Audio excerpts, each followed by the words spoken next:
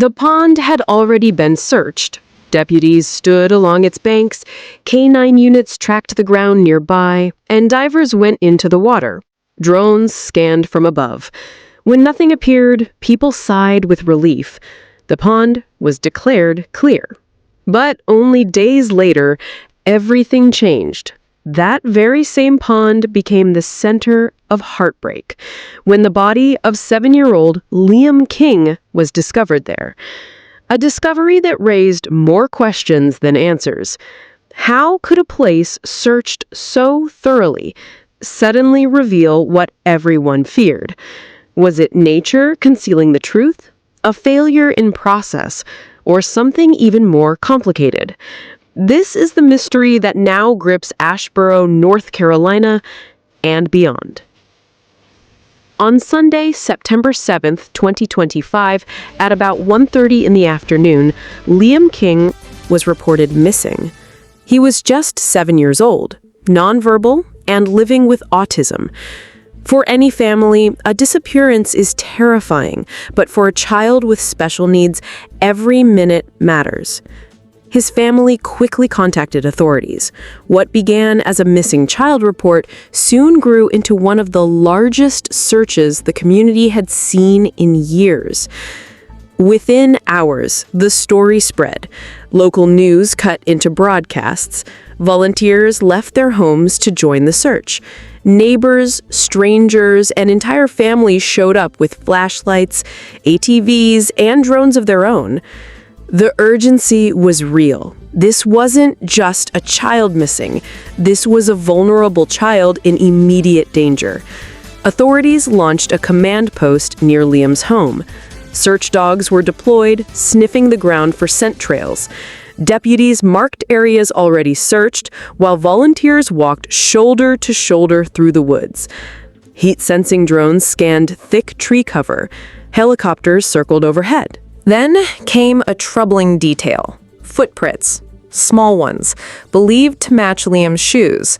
They were spotted in the woods nearby. Authorities quickly closed off the area, asking the public to stay out. It was a critical clue. Liam had moved in that direction. But what lay ahead was challenging. Thick brush, uneven ground, and bodies of water, including one pond that would soon define this case. That pond was checked almost immediately. Divers went below, deputies searched the perimeter, drones scanned from above. At the time, nothing. For searchers, it was relief. Ponds are always high concern in missing child cases. When nothing turned up, people believed the worst had been avoided. But as night fell, urgency deepened. Volunteers swept barns, sheds, abandoned cars. Flashlights cut through fields and trails. Neighbors rechecked garages and crawl spaces. Liam's picture appeared across social media, news tickers, and flyers. Still, no answers. Day 2 came, and with it, exhaustion. But the search did not stop. Families brought water to the woods.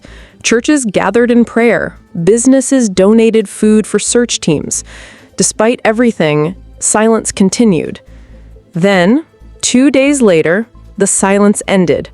Authorities announced that Liam had been found. In the pond. The very pond that was already searched.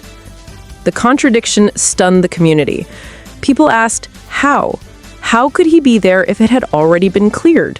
Could the water itself have hidden him? Did search methods fail? Or was he placed there later? Investigators locked down the scene. Specialists documented every detail: water depth, vegetation, shoreline conditions.